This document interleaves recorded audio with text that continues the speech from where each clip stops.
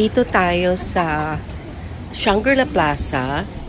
Pupunta tayo ngayon sa 6th floor kasi doon tayo kakain ng ating lunch sa Aria Mediterranean restaurant.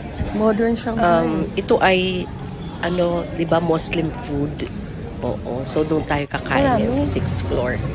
Ang ganda-ganda nung lugar nila. Halika, puntahan natin. Okay. Oo. Hello! Ate, anong pangalan mo? Pag nag-video ako, sasabihin mo, ay, wala siya doon.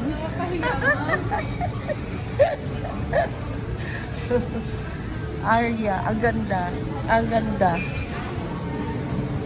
Ito ang prices nila. Ayan, soup of the day, Fatoush, Shirazi salad, Somali salad, tabbouleh, Irani salad, Greek salad. Ayan.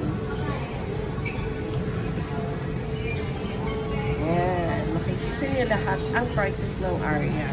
So far, ito ang pinaka-authentic na Mediterranean food dito sa buong Metro Manila.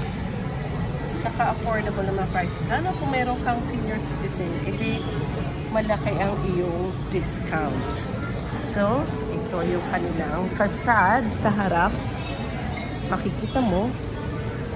At ito yung sa loob nila.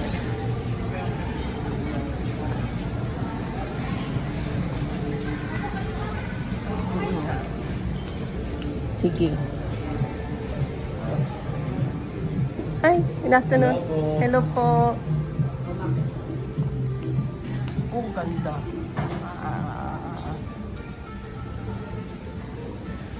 Ang kanilang chandelier ay ang ganda-ganda. Ang kanilang mga upuan, ang wall nila, ang kanilang mga tiles na pinili.